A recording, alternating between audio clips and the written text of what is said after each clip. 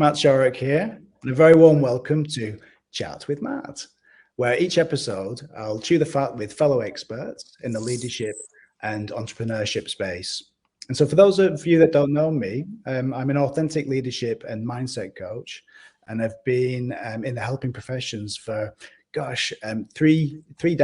almost 3 decades now. And I'm delighted in this episode to be chatting with Dr. Kasia Wilk, a very special guest of mine. Dr. Kasia is a chartered psychologist, a chartered counseling psychologist, and is currently based in the UK. She's got over 15 years experience of working within the helping professions and has worked internationally, including countries of Canada and Kenya. And in recent years, Kasia has become a movie producer. So she's leaning more into using media to raise awareness of mental health issues and recovery. And so the topic we're going to be discussing today is using media to raise awareness and empower people to be conscious choice makers. The opportunity to heal collectively by accessing film stories that teach us the power of choice. And so I'm very happy to introduce you to Kasia. Hi, Kasia. Hello, Matt. Thank you so much for having me here. I'm very excited to be having this chat with you today. Yes, and I think it's worth mentioning for our audience, our listeners and viewers, that we go back quite a way, don't we?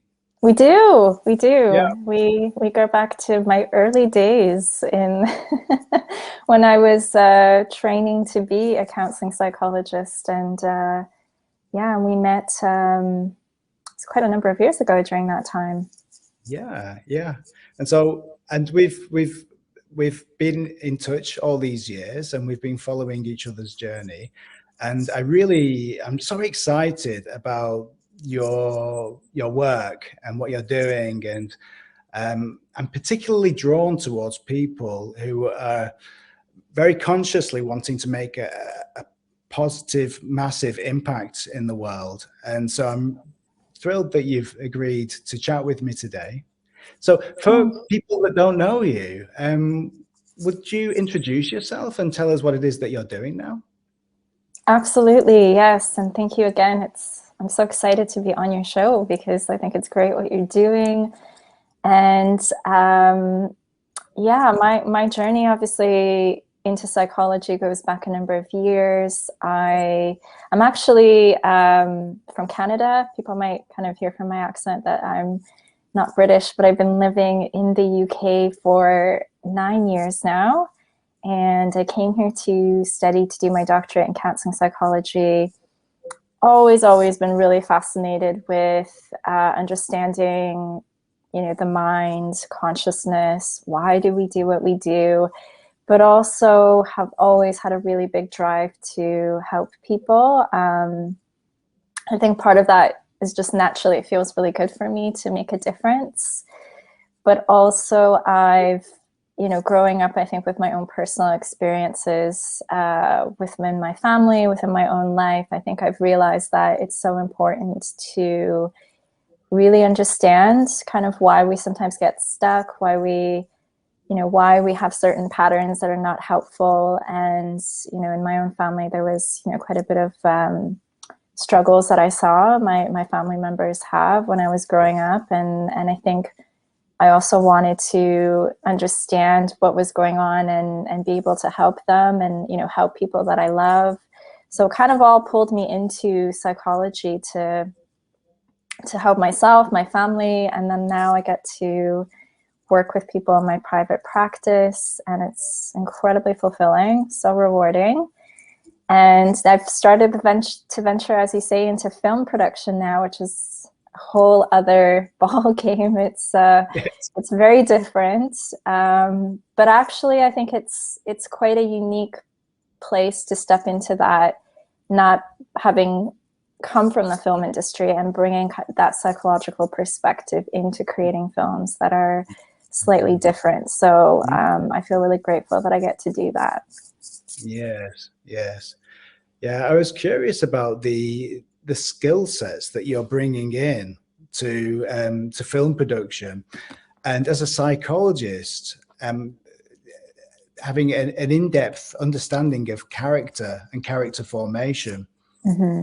Because I know in your, I'm sure you'll say more later about your film. In fact, maybe you tell us now, because I was about to say, it's quite unique, your film, in that your upcoming film, in that it's partly dramatized, but it's fused with with people's accounts of their trauma. Would you say more, Kasia? Absolutely, yeah. I mean, I'll tell you a bit about the journey to create this film, because when I started working in private practice, I was so excited and so passionate to be supporting people within their transformation. And I really began to see that it was really down to helping people make better informed choices and get them to see that actually they have the power to change their realities through making different choices, and that those choices related to, you know, what they were thinking, how they were behaving.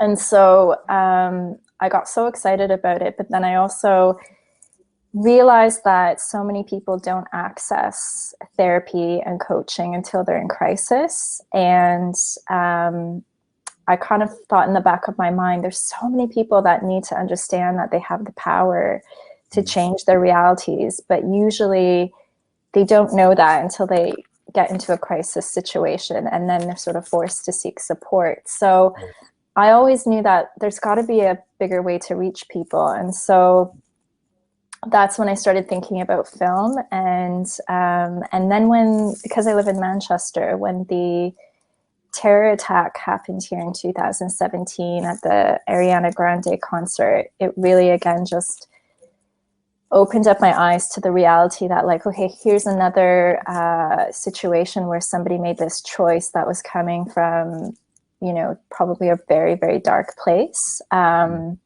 order to cause so much destruction. Yes. And that was when I was like, okay, I'm just gonna step into this crazy idea I have to create films that teach people about the power of choice. And it's been a journey, because in the beginning, I wasn't sure what kind of films do I want to make. I mean, my initial idea was to create interactive films, films that the viewers can actually choose for the characters how the film ends, and basically get to see what different choices lead to, what are their consequences.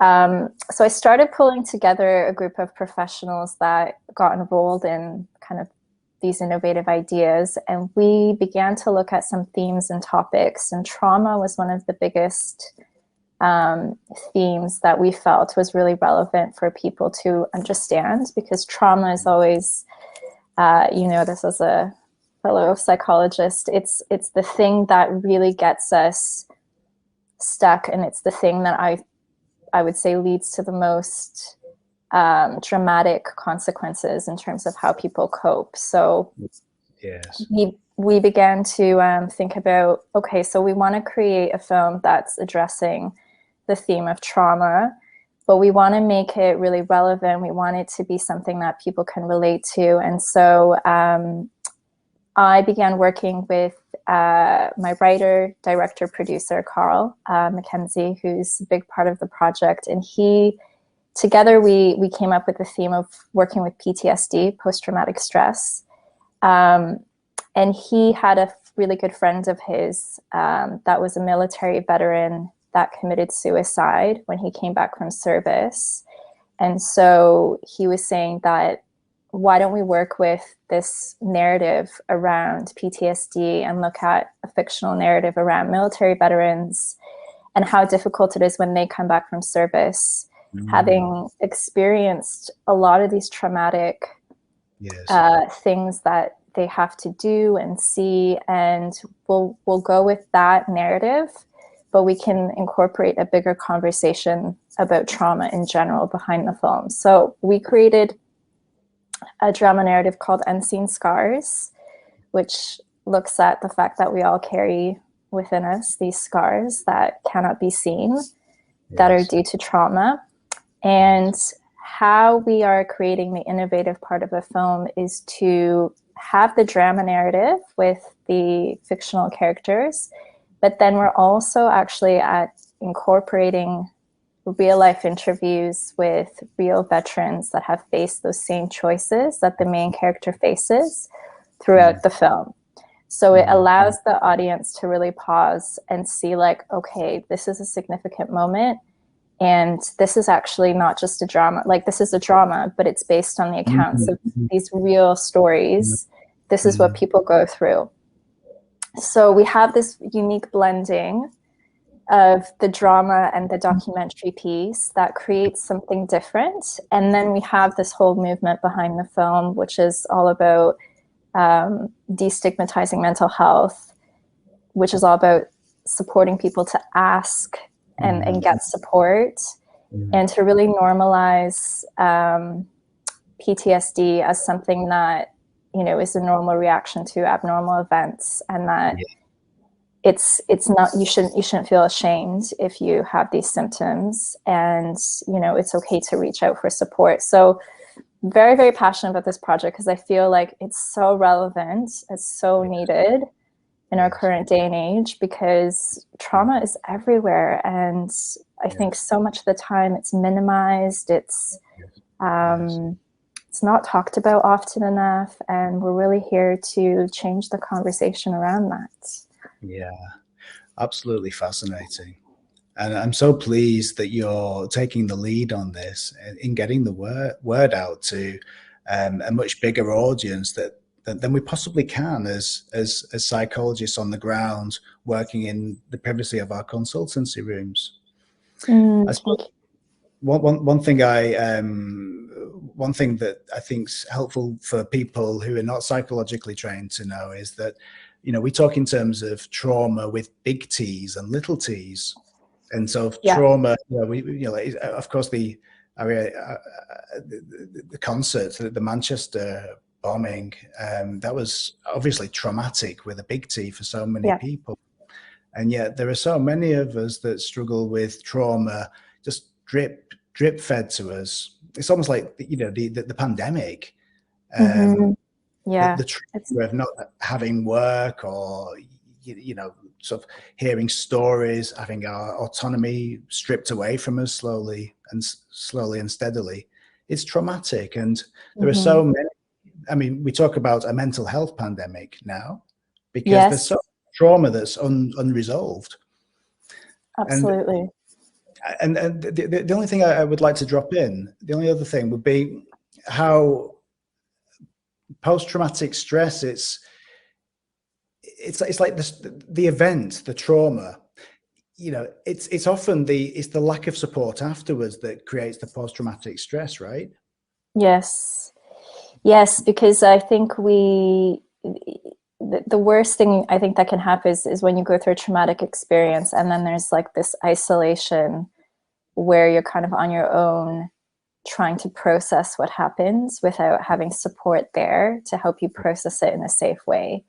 So when you're there on your own, it is really difficult because obviously, you know, if you're in that trauma response, if you're in that fight or flight mode, if you're having all of those symptoms, it's really hard to get out of that on your own.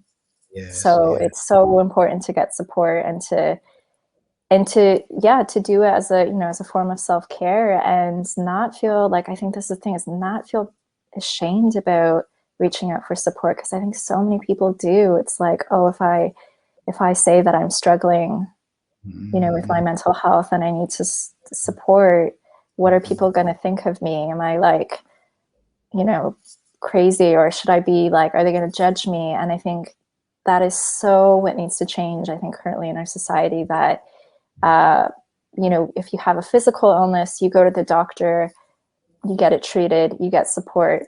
Nobody thinks twice about it, but we do when it comes to our mental health. So I think especially this pandemic, as you're talking about, it's really highlighted the fact that mental health is just as important as physical health.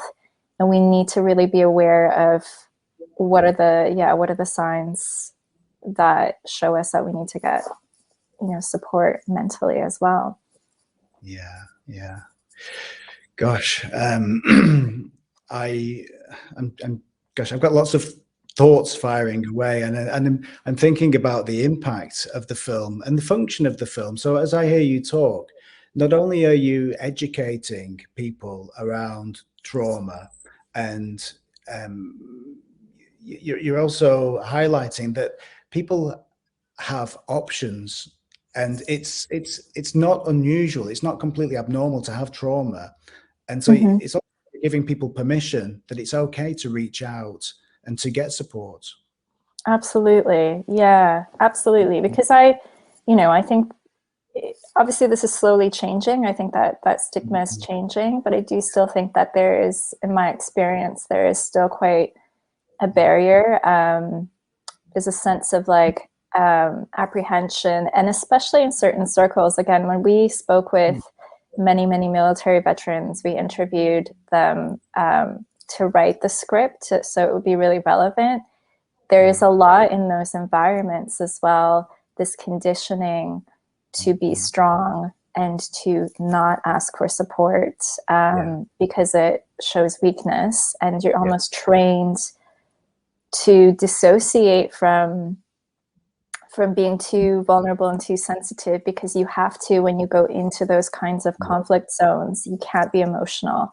But then that same kind of training that conditions you to be really strong and unemotional, when you come back, it doesn't work anymore. And so it's almost like you have to do the opposite and actually go into allowing yourself to feel and process in the right environment. And so I think that is something that we also want to talk about, is just bringing awareness to, how even if you're taught that, like, I should just avoid this and put it aside and forget about it and move on, that actually it's not healthy in the long term. And it is okay to talk about it. And I think in those circles, and the military community is one of those circles. I know there's, other communities and circles as well, where there's almost like, there's a barrier, and there really is a sense of like, if I open up and say that I'm struggling,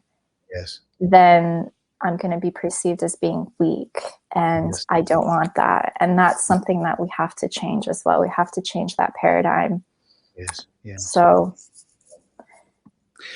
Yeah, absolutely.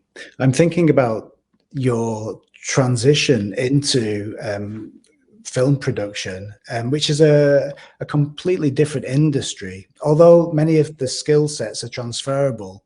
Tell me what it was like for you to set up your own production company, and the challenges that you faced, and any advice you'd actually give for people who are transitioning into a different industry. Yeah, great question. And I have to say, I'm still learning. So it's an ongoing journey. I would have, like, for me, I knew that I had to start where I was with what I had. I didn't have any connections in the industry or any resources, but I had such a big passion for the vision of what I wanted to create that I just started to step into a bit of coaching and look at, I'm going to start sharing this vision and start connecting with people and seeing like who can connect me to who would be like, someone that would be interested in the big vision. And it's honestly, it's been such a path of synchronicity. I use that word in a way where I think when you're really inspired to do something that really lights you up, doors do open for you in this way where you can't always predict how it's going to happen. But my journey has been one where, when I made the decision to do this, I went to a workshop shortly after that. My friend recommended to me, she said, go to this workshop. It's about coaching, and maybe it will be relevant. And I said, okay, I'll go. Like, maybe that's the first step. And I remember at that time thinking about, well, I'm wanting to teach people about the power of choice. This is my theme. My production company is going to be called Choice Point Productions. You know, I had this brand.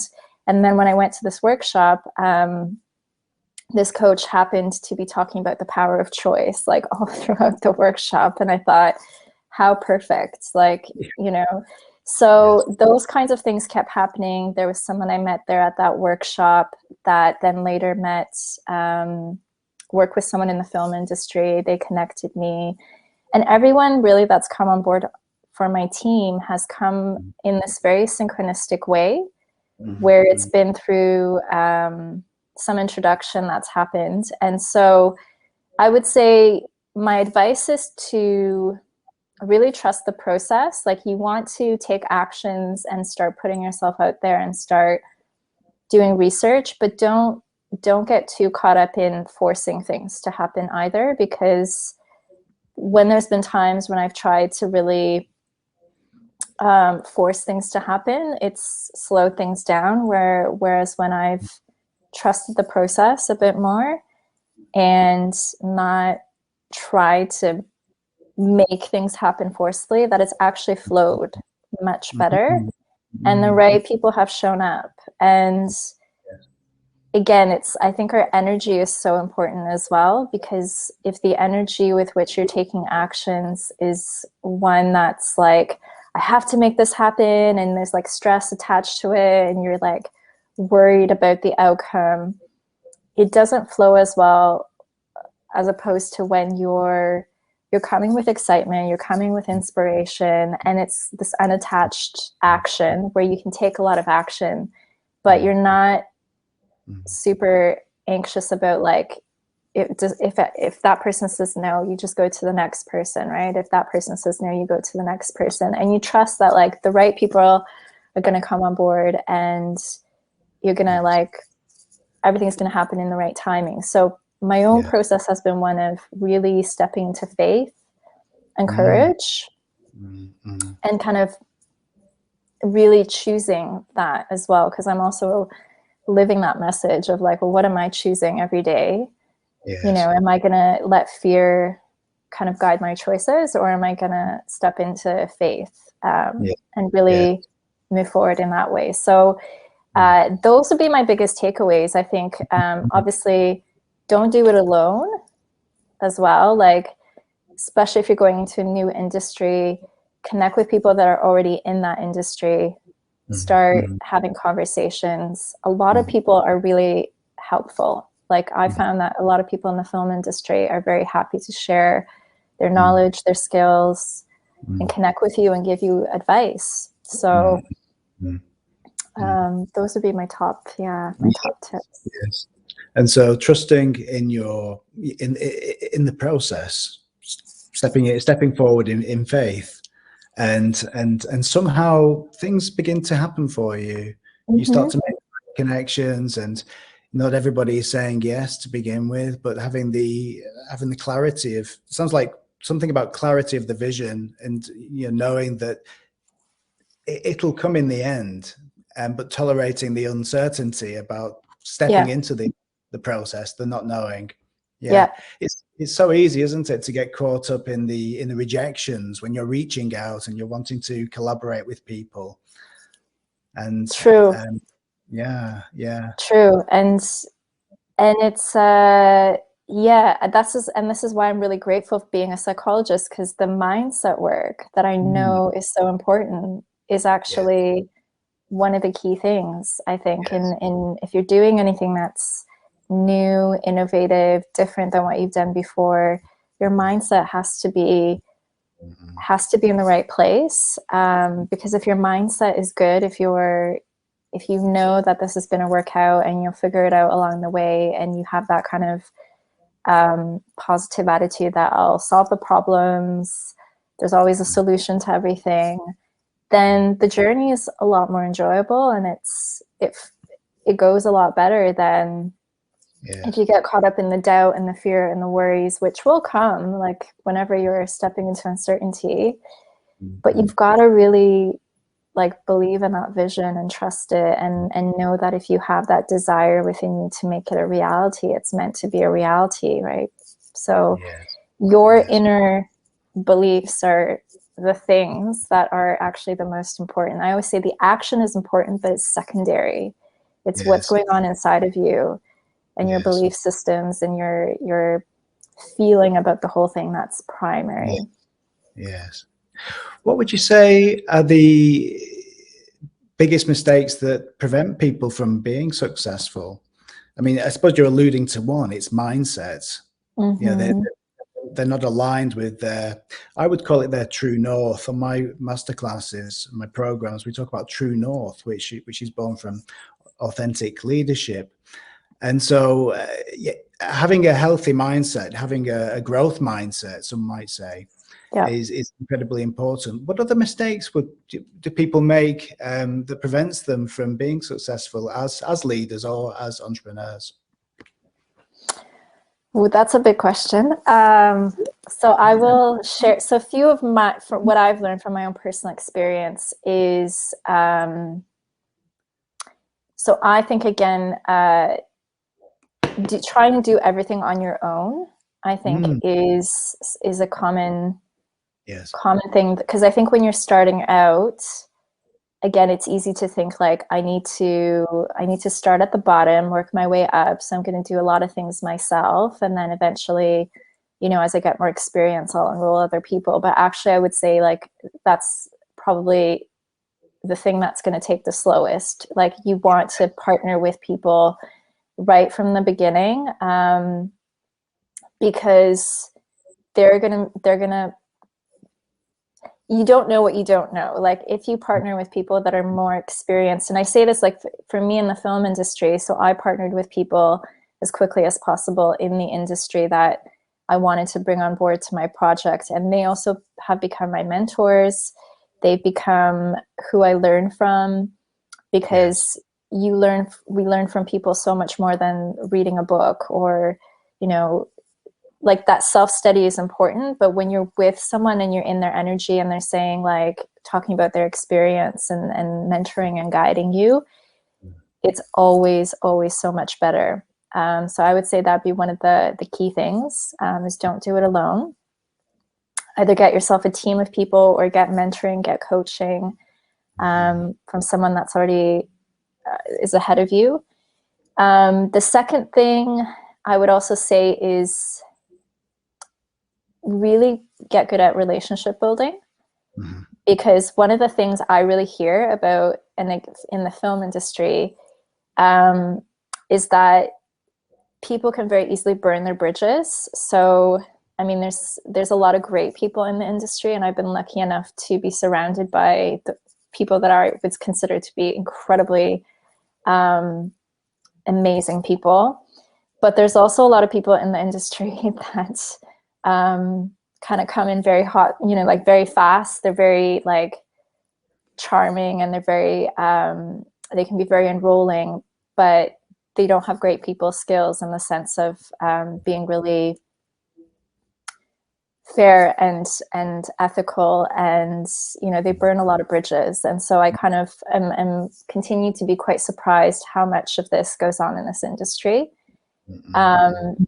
Because to me, it's like, you want to really foster positive relationships with everybody you work with, all of your clients, all of your partners, your investors, because if you have good relationships and good rapport, people will want to work with you again in the future. So that, as a leader, I think, you know, sometimes there is that tendency to think, I'm the leader, so I have to be the one that knows everything. I'm always the one that has to make all the decisions. I'm right.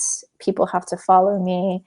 But that, to me, is not what true leadership is. To me, it's about co-creating with people and really trusting your team and your people to do what they are very skilled at doing. And so you have to make them a priority too. You have to make the people you work with a priority. And if you do that, then they're going to want to do their best for you.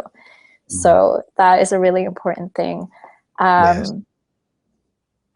And then I think the third thing, I think, as I was saying, it's mindset. It's really looking after yourself too, because sometimes with leadership and you know, again, stepping into the uncertainty, you've got to bring your own certainty into that uncertainty, and you've got to look after yourself. You've got to make sure that, you know, your mental health, your emotional health is good. You're not taking on board too much. You're not overwhelming yourself, and you have support as well, right? Whatever you need. So I love how you say, and I've heard you say this before, you know, stepping forward into uncertainty with your own certainty.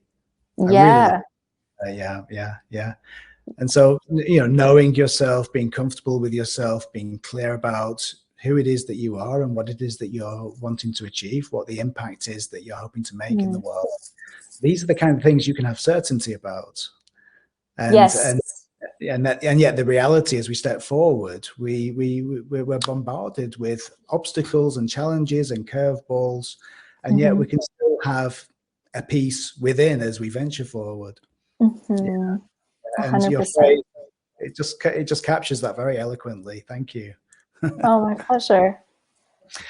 And the other question I had for you, because this may be relevant to some people who are listening and watching, to whom would you not suggest taking an entrepreneurship or leadership journey? Yeah, another great question. I think it's a choice to, I would say one of the biggest things is you're going to have to grow if you step into entrepreneurialism and leadership. And so that's one of the first things is like, if that's not something that you're comfortable with, then you're probably really going to struggle, because you are going to have to grow as your business grows. Every time you want something to go to the next level, you've got to go to the next level. So your business is kind of a reflection of you and you know, where you're at. And I would say, like, even when it comes to financially being successful as well, like, you know, there's a certain kind of thinking that comes with bigger and bigger levels of financial success. So you kind of have to be that version of yourself that can handle stepping into that. And what does that look like? So that's probably the biggest thing that comes with this journey. And I think it's a never ending journey. So if you value, like, I really value growth. So for me, it's like, yeah, let me get in there and learn more and grow more and see what that next level looks like. But at times it can be, you know, quite confronting, because if you're kind of like being in your comfort zone, it can be really confronting to have to step outside of that and take that risk, you know, because there's a risk of, like, to get to that next level, I have to put myself out there in this way I've never done before. I have to do this thing I've never done before. And so you got to be comfortable with that. You got to, or like, I'd say, get comfortable with being uncomfortable, because it's going to be there all the time. And also, you know, as you mentioned earlier, Matt, like, you're going to have to problem solve. There's going to be challenges. So that's going to also have to be something that you're willing to be okay with. It's like, that's why I would say the vision is so important, because if your vision is like big and it excites you and you're inspired by it, then the problems are just like, okay, this is just something that we solve on the way to get there. It doesn't become the thing that stops you. So your vision has to be really big. But if you're willing to grow, if you're willing to solve problems, and be excited by your vision, then, you know, then it's a really rewarding path. I think it's a really great way to experience so much, and you know, see what you're capable of, see what you're here to really contribute in the world on a big scale. And finally, what top 3 tips would you offer our audience and listeners to create a successful business? Top 3 tips. So I would say definitely, again, whatever business you're choosing to do, really think about, why do I want to do this business? What are my intentions behind it? Because your why is, I would say, such a big driver of success, right? If you're doing it just for the money, that might not in the long term actually be sustainable. Like, I think when you have a really powerful why, I want to do this business because, you know, I've always wanted to experience myself in this way, or I wanted to make this kind of difference. Your why is actually such a powerful catalyst for success. And people feel that too. Like if they can feel like, oh my God, I know exactly why you're doing this. I can feel it, like the way you talk about it. That really is influential as well. So really know why you're doing it. Make sure it's a really powerful why. Yes, Also, another tip would be, again, have patience. Some people get into business and they want like it to go from, you know, like 0 to like 100, like really quickly. And it's a journey, and you have to be willing to put in work consistently every day. And sometimes you don't see results right away. And you have to be willing to kind of see it through and just be committed. Because if you're not willing to stick with it in the long term and you're just looking for that short-term success, then you might quit at the first obstacle or challenge. So it's so important to be committed and be like, I'm doing this no matter what. You know, I'm sticking with it no matter what. I was just going to say, I mean, I ran a recent masterclass on entitled "Consistency is King or Queen." Yes. You know, and it's so incredibly important to really push through, to really grind it out. As long as you're very clear about your vision and your focus and what it is that you're hoping to achieve, to show up each day. And even if the steps are very small, these micro steps. And as long as we are very clear about our values, and if our actions are aligned with our values, it can be the smallest of actions, and yet we can feel very good about ourselves on any given day. Absolutely. 100% agree with you. And sorry, I interrupted your flow, and you were. That's okay. Did you have a third and final tip for us? Yeah, my third tip is to find a way to enjoy the journey and enjoy the process. Don't just be focused on the outcome, because what I also, and I've gotten caught up in this in the past as well, it's like we're so conditioned sometimes to believe like, well, when I have this, then I'm going to be like happy, and then I'll be able to relax, and then I'll be able to like celebrate. And so we forget that actually, you know, the journey is also a celebration. And if you can learn to enjoy the journey and the process, I think you can actually feel like your business is succeeding, and that the journey is just as rewarding as like that outcome that you want to get to. Because if you're just focused on the outcome, you can get really stressed with the journey. You can feel like, I'm not there yet. You know, there's still, we were supposed to get there at this time and we're still not there yet. And it can be really stressful. And so every day there should be some kind of a celebration of like, just appreciating how far you've come and being excited for where you're going, and not having to be so attached to only celebrating when you're at the end game. Like, be excited like that you're doing it, right? That you're creating whatever you're wanting to create. Yes. You know, as I hear you speak, it reminds me of the book, the Happiness Trap. I think it was Richard Harris that wrote that one. And you don't even need to read the book, because the title says it all. You know, especially in the Western Hemisphere, we tend to fall into the trap of this perpetual pursuit of happiness, as if it exists, it can be sustained. And yet, you know, life involves suffering as well. And if we're going to set ourselves ambitious goals, it's going to involve some struggle and some suffering. And so the best we can hope for is actually to live with vitality in happiness and suffering. Yeah. Absolutely. It's like, you know, but even as you say this, yeah, it's like even the breakdowns can really, there's a purpose to everything, I think. And the breakdowns, I mean, some of my, when I look back on my breakdowns, like they've led to my biggest breakthroughs, you know. It's like sometimes I needed to go through that in order to get to the next level, actually.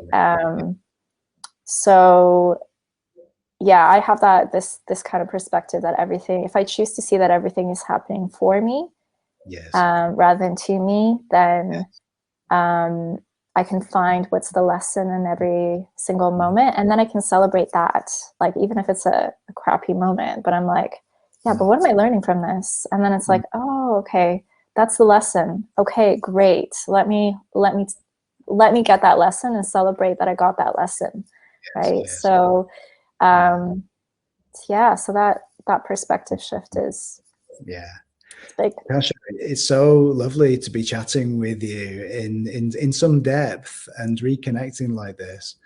And again, my mind flicks back to when we first met and how we started out together. Yes. And we were, you were working within the Mind Institute at the time, and being mentored and coached by me. And for those people that have never been on my programs, I mean, from your perspective, what would you say was most helpful about, because you've transformed, beyond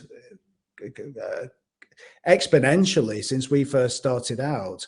What was your big takeaway in summary from our work together? There's so much. It was such a rewarding experience because I think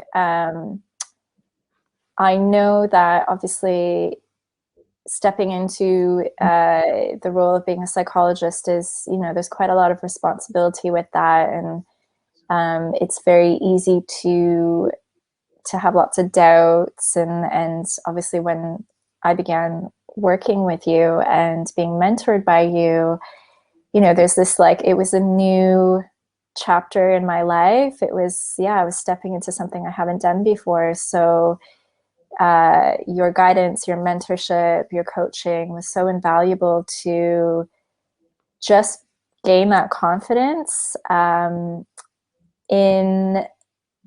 being able to handle the, you know, because there's so many different kinds of things that you work with as a psychologist and so many different kinds of people. So yeah, there was, you know, I needed to have that guidance and that really supportive feedback, obviously learning the lessons I needed to learn.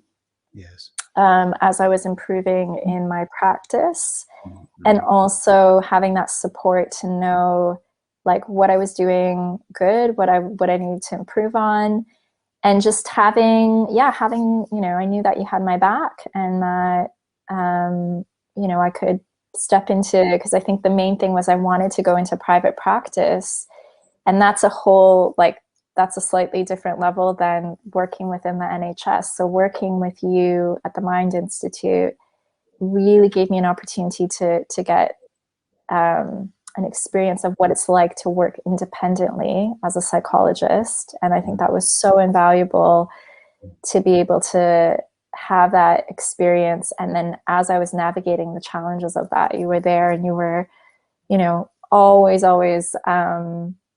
able to support me and guide me in that journey. So I think that my success in private practice, obviously the foundation of that's come from our work together, which I'm very, very grateful for. So thank you so much for... Thank you. And share with people, if you will, what it is that you're offering, how they can reach you, what resources that you have, both paid and freely available, because I think you have both. Yes, so I've got some free resources on my website, drkasiawilk.com, which I see is flashing there on the screen, which is great.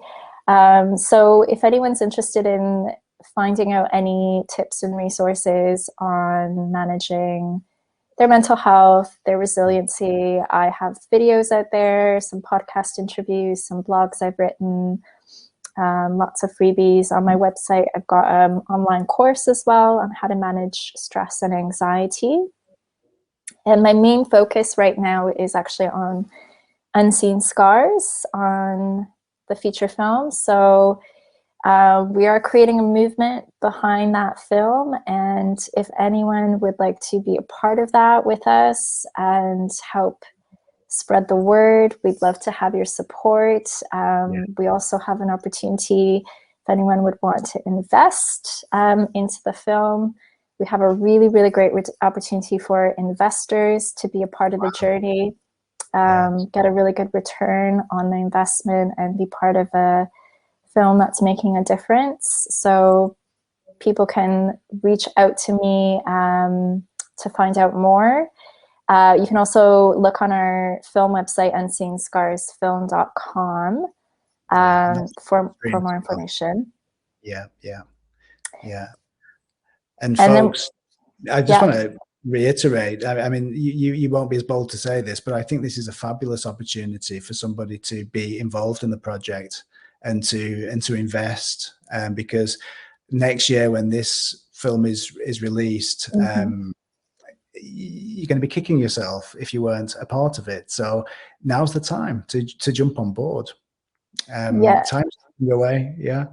Sorry, Kasia, in your flow again. Oh, that's fine. That's fine. Yeah, we have a whole movement behind it. So we have a podcast that's going to be coming out alongside the film as well. And we're going to be, that's mostly showcasing the stories of different veterans and professionals as well that are working with trauma. And we're working also with Combat Stress, which is a charity that supports veterans with mental health. And we have quite a number of ambassadors that are also coming on board. So there's a real, far reach. And obviously we'd love to have anyone that wants to join our movement to come be a part of it with us. And I'd love to connect with you if you want to be a part of that with us. Oh, thank you again, Kasia. And we're just approaching the end of the show. And so, as always, you're such a delight to be with. You offer so much value, and I can't wait to watch what happens next year. I'm so excited, and I'll be the first one to be buying my seats for the show. Thank you so much, Matt. Yeah, I'm so excited to have you be at the premiere with us, and it's been such a pleasure today. Thank you for offering me this opportunity to chat with you and to go dive into some really great topics. And I'm really grateful, very grateful. So thank you for having me. And just before we go, I just want to invite people, if you are an entrepreneur or a leader and you're on a mission to make a powerful statement in the world, or you would like to chat with me as a special guest on Chat with Matt, or you're interested to learn more about my coaching and mentoring programs, then feel free to get in contact with us. And so until next time, enjoy the rest of your day, and we'll see you next time on Chat with Matt. Bye for now. Bye.